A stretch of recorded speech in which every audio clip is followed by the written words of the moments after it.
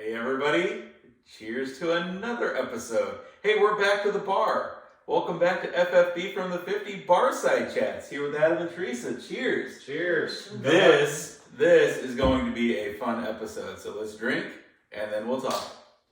Go Buckeyes. All right.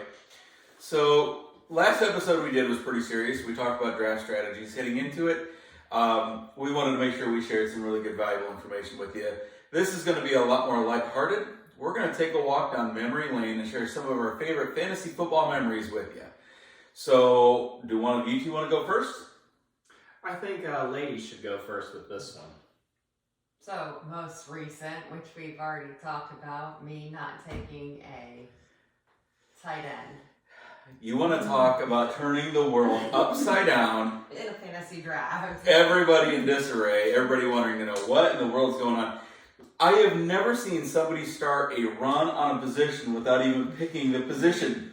Congratulations. I've never seen that before. Teresa literally started a run on tight ends in the Rensselaer League that we play in this year, even though she didn't take one, just because history has proven that she normally does. So, kudos. Never seen that before. Congratulations. That is a new one. Adam, what do you got? Well, unfortunately, my first memory is not really a good one. This happened, I believe it was in 2017. Can I stop you for just a second? Yes. Knowing the way that Adam plays fantasy football, I'm not surprised that most of his memories are bad ones. Very true. Ooh! Ouch. Ow! Ouch. Burn! Ouch. All right. Sorry about that. I just had to interject that. No, you're fine. I promised y'all this one was going to be a lot more lighthearted than the last one. The last one was pretty serious, but we had a lot of very serious information to share. All right, man. I'm sorry. You're up. Well, what year was it that Andrew Luck retired? Yeah, that's actually on my list of stories to share, but I'm going to share it from a different point of view, so you can go for it. So, and I'm sorry, I tried to keep that memory blocked out of my mind, but was it 2017? 2017 or 18. I mean, it was fairly recent, yeah. I think it might have been 2018. But we were literally in the middle of a fantasy football draft. All of a sudden, Jordan screams from his phone, "Andrew Luck is retiring!" Oh, that's not what he said.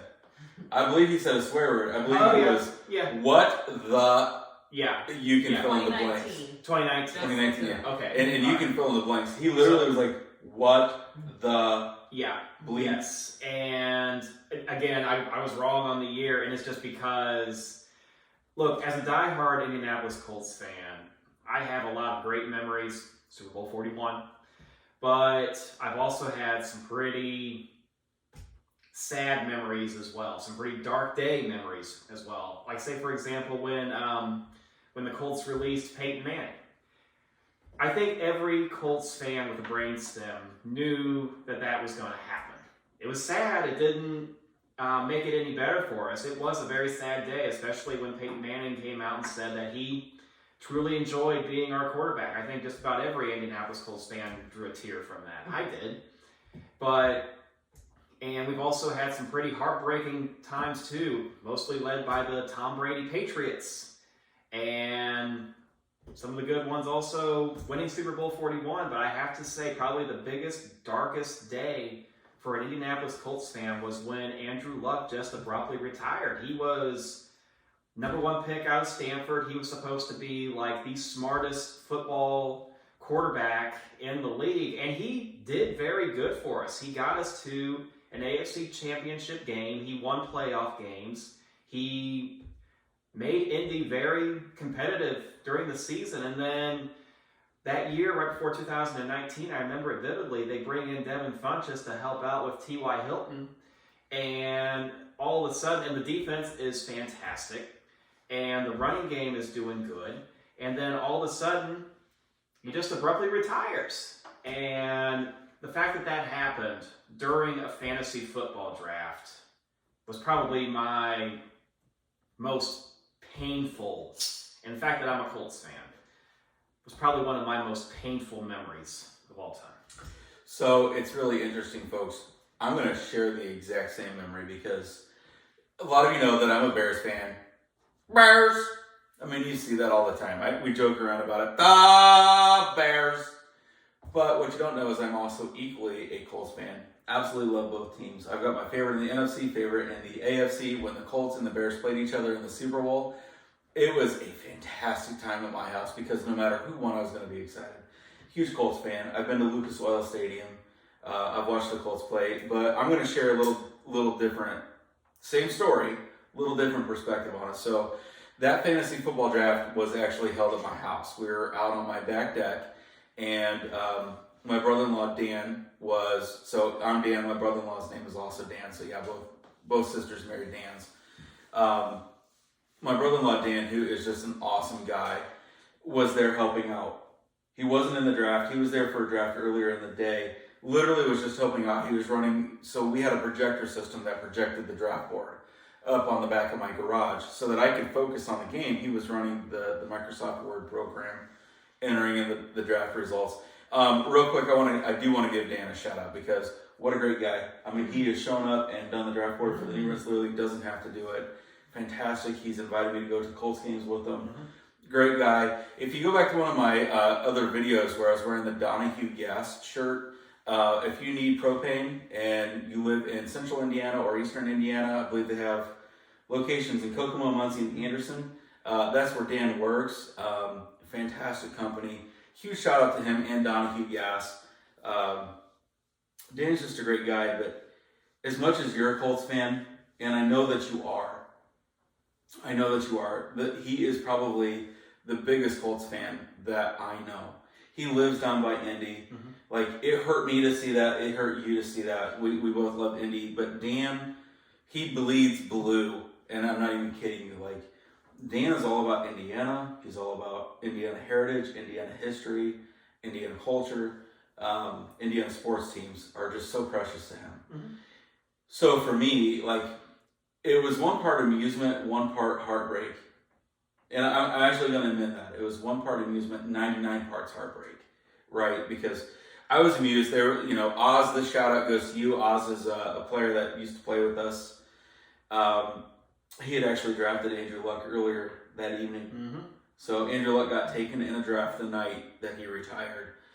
So I was amused on Oz's behalf because he was getting kind of crotchety and telling everybody hurry up with their picks. I love live drafts, but that wasn't fun. But Oz is a great guy, so shout out to him. I absolutely love playing fantasy football with Oz. I hope that we get to play in leagues with him again because he really is a fun guy. But when Jordan said that, none of us could believe it. Well, we all have our smartphones. We're all checking our phones, and all of a sudden Schefter's tweeting it. Rappaport's tweeting it. Next thing we know, the Colts are getting ready to hold a press conference. And I looked over at Dan. I was sitting right next to him. As commissioner of the league, I'm sitting here. Dan's sitting right next to me.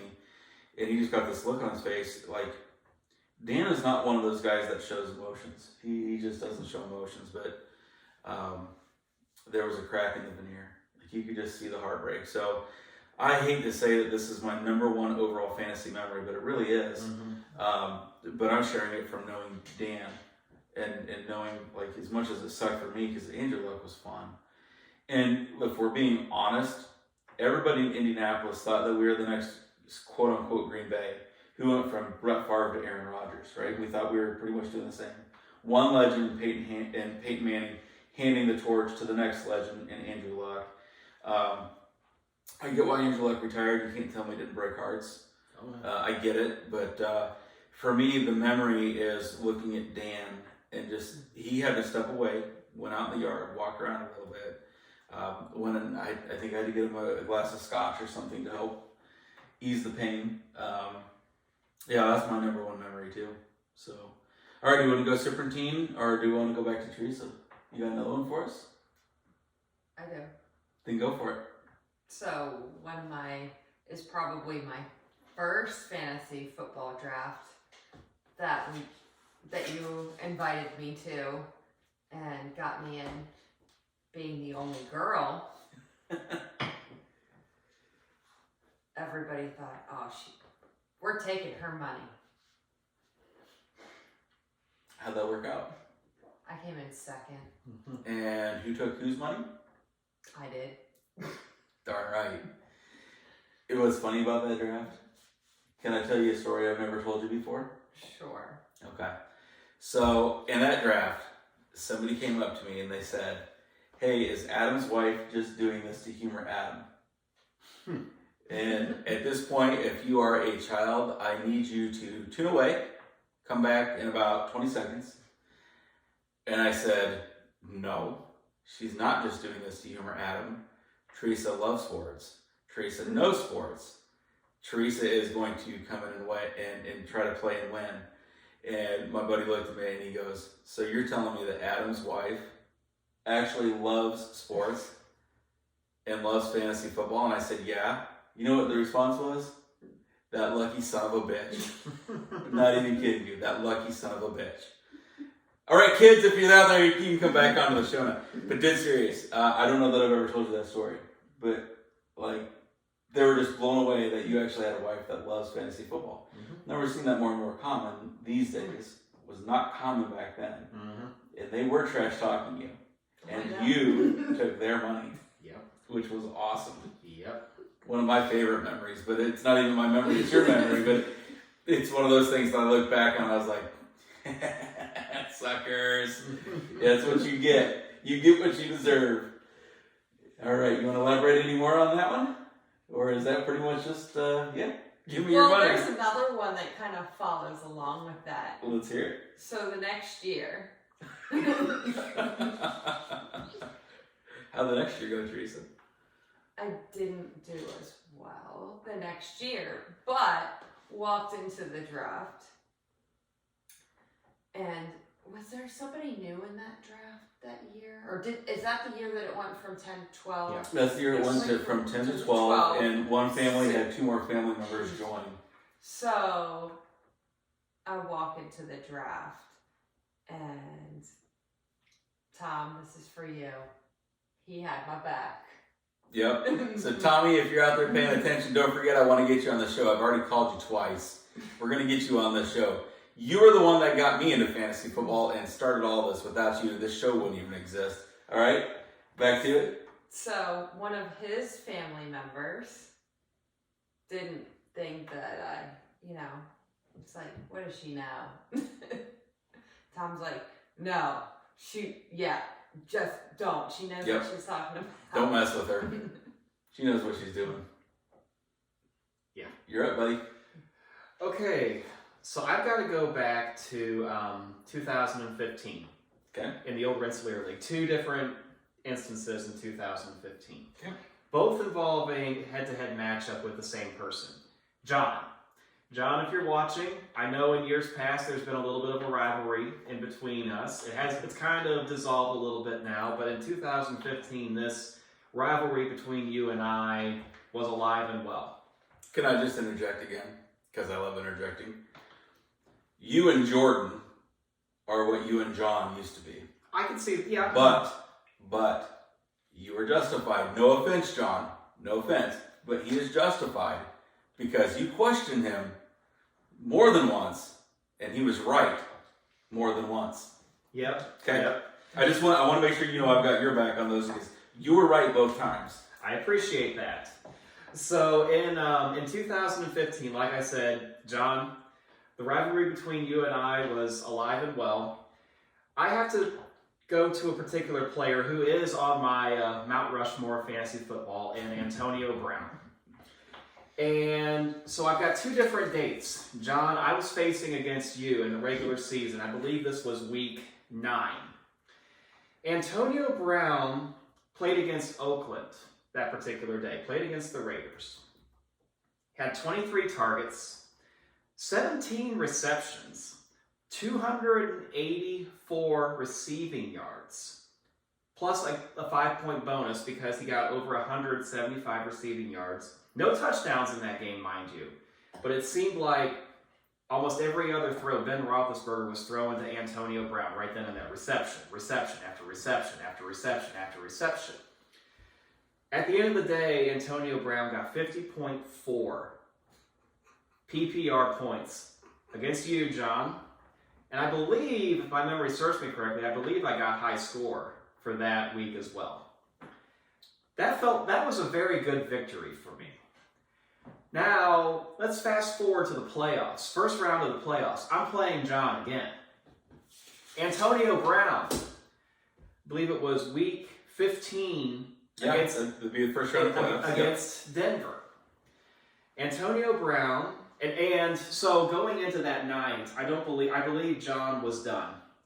And I only had Antonio Brown left to go. And John was beating me the whole entire day. And I thought I was out because he had some players that just had some pretty good games. I believe going into that Sunday night game where the Steelers were playing the Broncos, I was down by like 20-something points. I'm like, I need Antonio Brown to have a career night if I want to beat John. Well, 18 targets, 16 receptions, 189 receiving yards, 2 touchdowns, mind you, plus another 5-point bonus for getting over 175 yards for a grand total of 51.9 PPR points. I beat John again, and I moved on to the championship game. Can I just say that I have a memory from that night too? Once again, that memory was not as good. It was John text messaging me, complaining about how it's all about luck. So, yeah. Hey, I just want to say something real quick. All right. John, I defended Adam earlier because both the 2 cases that you ripped on him, he was right, but now I'm going to defend you. And the reason I'm picking both sides is because fantasy football for me is more fun when you two are feuding. You've won 1 heads-up title. That's true. How many has John won? I believe it's 3. 3.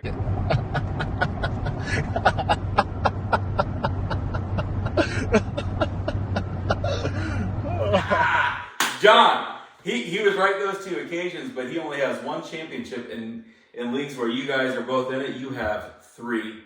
So, John, there's your shout out. Hey, can I give one more shout out? Absolutely. Before we go on with our memories. Hey, folks, I just want to give a shout out to my bald spot. Right there. See that? This is why we don't do fantasy fireside chats in front of a mirror. I forgot that from editing the other video, so I noticed when I lean back. Right there. Never even noticed, to be honest with you. You're my best friend. Never even noticed. Did we just become best friends? I think so. Yep. All right, so I got a fun fantasy football memory. Now, this is a fun one. I would share the Josh frickin' Freeman story again for the 4th time on this channel. You know, the Josh frickin' Freeman story where Dave Leeper, shout out to Dave, starts into the championship game. He goes off for 5 touchdowns against me. Dave wins the championship by a handful of points. He had no business winning that. That was the year I went like 13-1 on the regular season. Demolished everybody. My team was so stacked. But something else happened that same year, and I'll never forget this. So here's what I want you guys to do. I want you to go down to the comment section. I want you to let me know how long you've been playing fantasy football, and I want you to let me know if you remember this game. I'm sorry, but who remembers the Michael Vick game? I do remember that game. The Monday Night Football game where Michael Vick put up 6 total touchdowns and over 50 points against who? Washington. Washington. The Redskins at that Back then they were the Redskins, now they're the Commanders. So here's the funny story about that night. I was playing against Derek. And Derek, shout out to you. I'm not going to mention last names, but Derek, shout out to you. You are actually one of my favorite people to play fantasy football with because you do trash talk, but you do it in a respectful fashion where it's actually fun and playful. So Derek, shout out to you. I hope you're watching. You're another one I'd like to get on this show. I think that'd be a lot of fun. I think any time spent with Derek is good time. Agreed. Everybody loves So Derek. I'm gonna have one for him here in a minute. In fact, let's do it right now. Let's do a cheers to Derek right now. Cheers to you, Derek. Because literally Derek is one of my favorite people to play fantasy football with. Derek, all right, I'm going to mention the last name. I'm just going to do it. I'm going to go for it. Derek Fleming from Rensselaer, Indiana. If you're watching this, cheers to you. And if you're not watching, I need somebody who is watching to go out and let him know that Derek Fleming is getting a huge shout out because I'm not kidding. I absolutely love playing fantasy football with Derek. I miss Derek. I'm not playing any leagues with him this year. He's a great dude. If you need a fantasy football player in your league, Derek's the kind of guy you want to have in your league. So, Derek, cheers to you, bud. All right. So, I was going against Derek, and he was up, I want to say, by like 20 points. and I needed a Michael Vick miracle. The problem is he had Deshaun Jackson starting against me. Well, if you remember the very first offensive play for the Philadelphia Eagles that night, Michael Vick throws that bomb.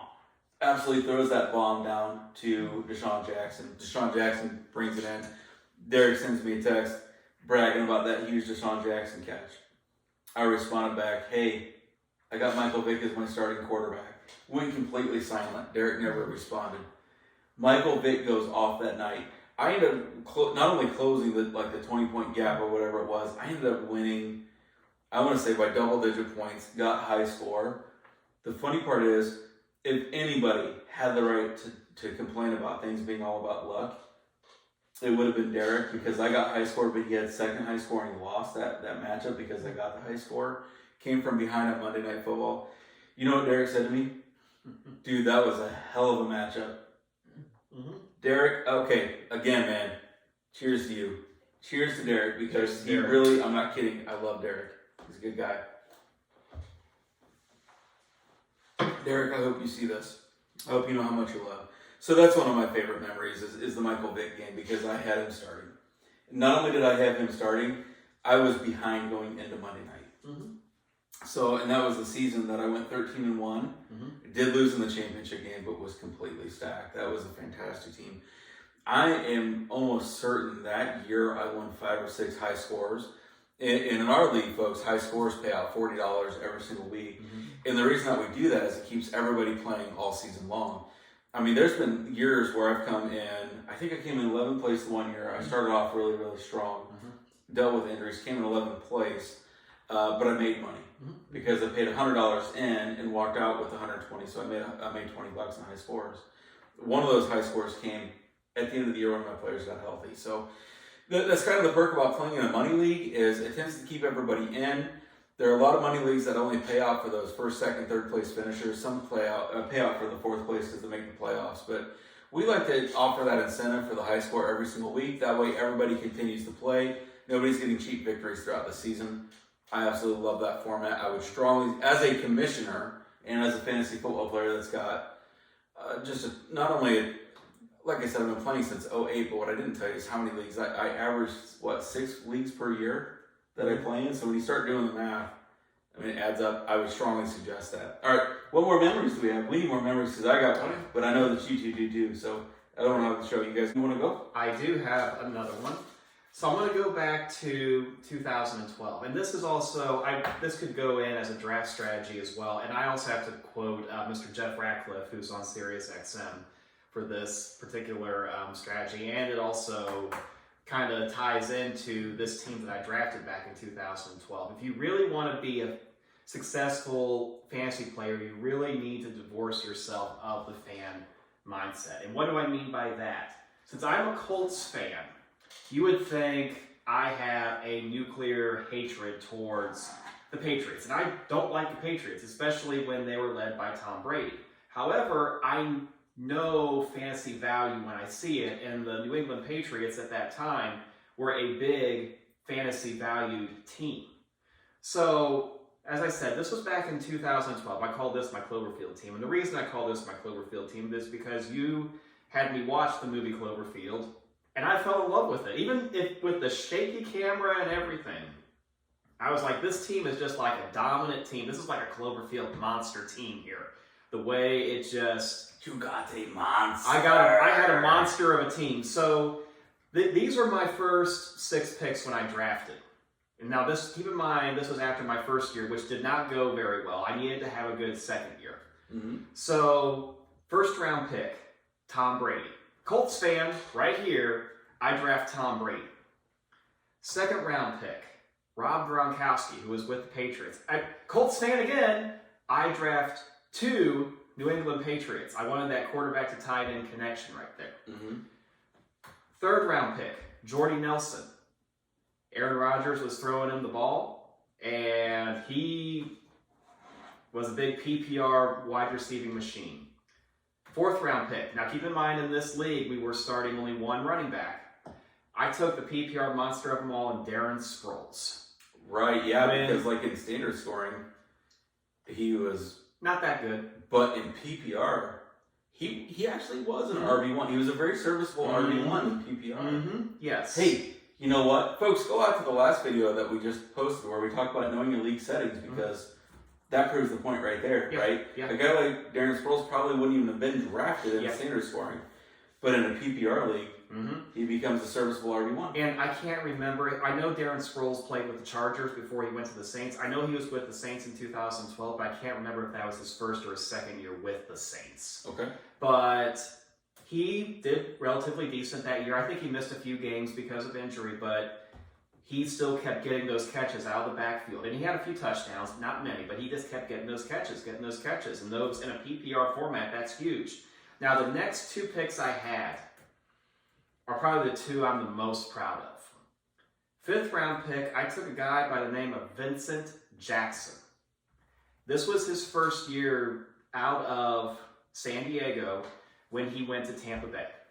And he had Josh Freeman throwing him the ball.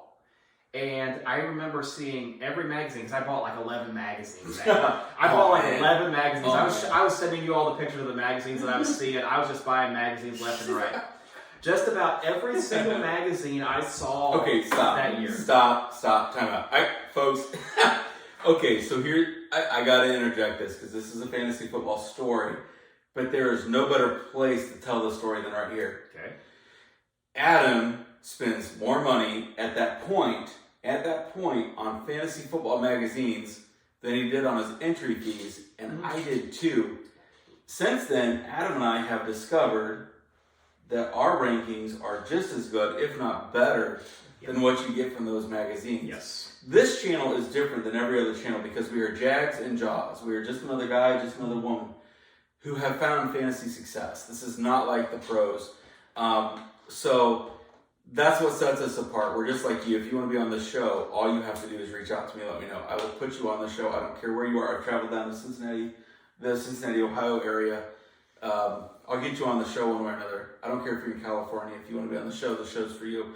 But one of the things that Adam, Teresa, and I are going to do next year, I've already said this in another video, so pay very close attention.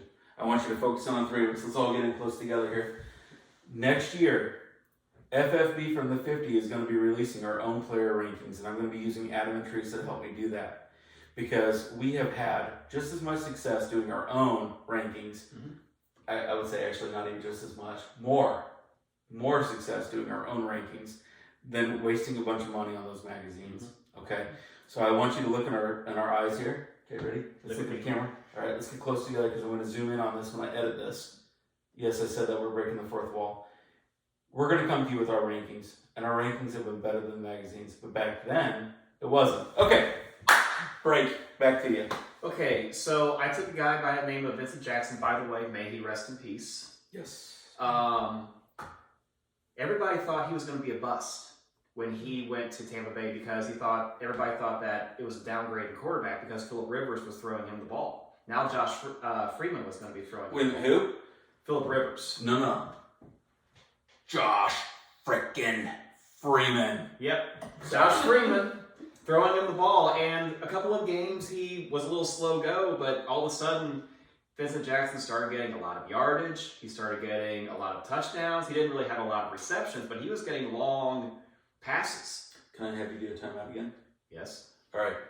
I got a challenge for everybody out here. All right, so on Facebook, we post our videos on YouTube, but if you want to know what's coming out first, you go out to Facebook. You saw on Facebook I posted, I went out and bought the Pocky One Chip Challenge.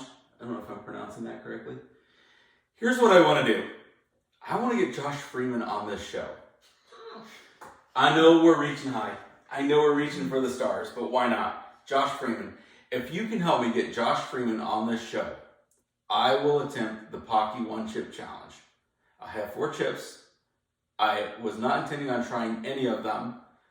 I don't handle spicy food well.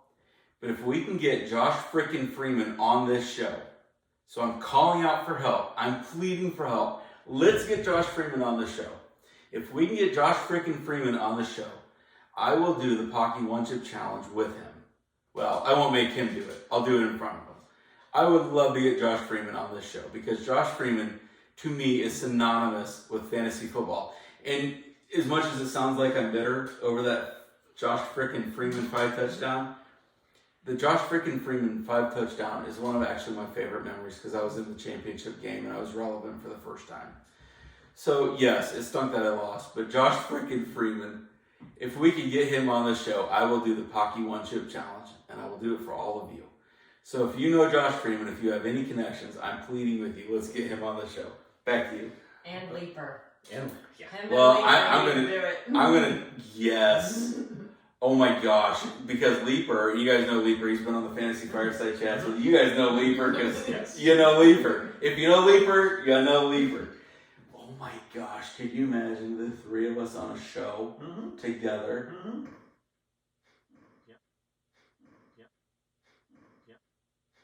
Yeah. Let's try to get Josh Freeman on this show. We get Josh Freeman on the show, I guarantee you Dave Leaper will be there with me. What a show. Oh my goodness. You want to talk about like bucket list? That's bucket list material. So, just for a quick review on this team here. Okay. Tom Brady, Rob Gronkowski, Jordy Nelson, Darren Sproles, Vincent Jackson in the 5th round. 6th round pick, who I'm also very, very proud of, which a lot of people were ignoring. Demaryius Thomas, may he rest in peace. I know that was Peyton Manning's first year in Denver. And everybody was saying, Eric Decker, he's going to be the wide receiver 1 in Denver. And he was okay. Demaryius Thomas was the guy everybody was just skipping over. He fell to me in the 6th round. Yep. I took him. And those 6 right there netted me 5 high scores that year. Now that year, high scores I believe was only $20 because of the buy-in and how we broke everything down. Okay. But I believe the high score was only $20 for high score. Was that the year that we decreased the high score so we could increase the pool? Yes. And then we So- decided the next year that wasn't a good idea. I think Yeah, we did that for yeah. like 1 year. Yes. And that might have been that 1 year. So, But hey, 5 high scores is your money back. Yeah, I already got my money back for the playoffs. Now, what's sad about this team, though, is it made it to the playoffs, but it lost in the 1st round. Was that the team or was that the manager? I started those guys. Well, I think Jordy Nelson, no, Rob Gronkowski got hurt. Rob Gronkowski got hurt that year. Yep. And the team couldn't recover. And Austin, shout out to you. You were somebody that I had a hard time beating in those leagues. Yep. But that team right there, even though it did not win a championship, it dominated during the season. And sometimes when you have that kind of domination during the season, that actually is a lot more of a special memory than winning the championship itself, in my eyes. I remember actually being afraid to face you. Mm-hmm. It was not fun. That was a good team. Teresa? So I realized that my memory that I was talking about, or thinking about talking about, was 2011. So that same draft, and we're going through, and I think people are just like, oh, we're gonna get money from her. Get to the 8th round, and I take Tim Hightower. Derek, this is for you. Oh, hang on. I'm empty, but Derek, for you, buddy. He says to me, looks at me, why the heck would you want to take Tim Hightower? He plays for Miami. I looked at him, I was like, he plays for who? He got traded. He played for Washington that year. Mm-hmm. And you can just feel the air go out of the room like, uh-oh. You know, the funny thing is, Derek never again questioned you. Mm-hmm. Because that's Derek. I honestly feel like with Derek, okay, I do have money. Cheers again to Derek. Mm-hmm. Cheers again to Derek. Here's what makes Derek great, too. Yep. Derek, here's what makes you great. The thing with Derek is, once you've earned his respect, he will never stop respecting you. Mm-hmm. Yep. And you earned his respect that year. So cheers to Derek. I think at that point, too, Tom was like, oh yeah, she knows what she's doing. All right, so I got another memory. And this is another may he rest in peace. One of my absolute favorite fantasy football players that I've ever played with was Dwayne Pekin. Mm. And Dwayne has since passed away. His son Phil is just a great guy. he's one of those guys that if we can ever get him in the league, we need to, just to carry on that legacy. Dwayne, 1 year, bless his heart. So Dwayne was an older feller.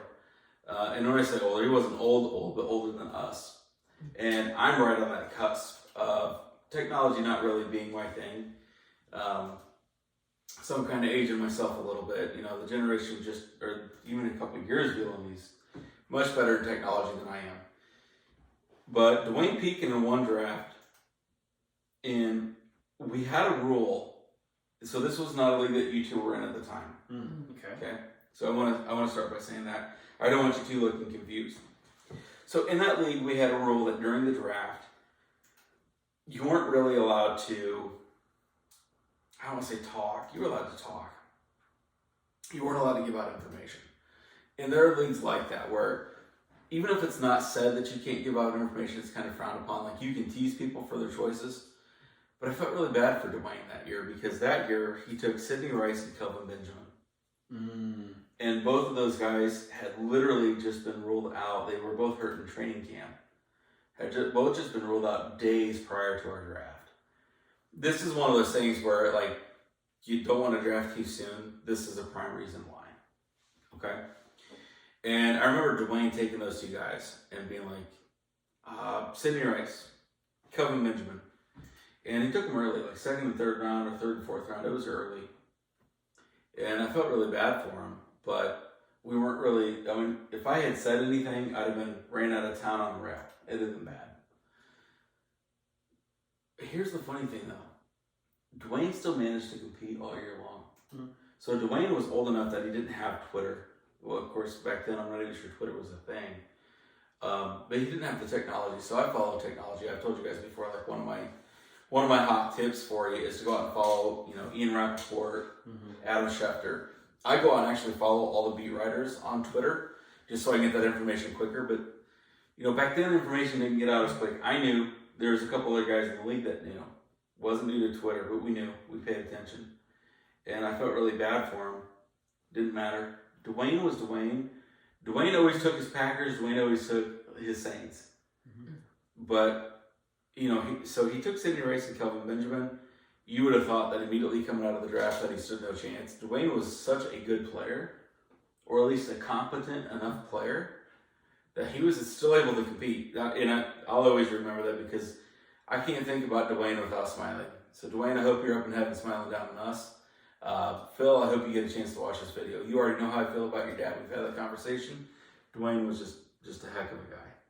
So that's one of my favorite memories is Dwayne taking those guys and everybody rolling him out of the draft, and he still came out and competed and did really, really well. All right, any more memories for you two? I'm good. I have a couple.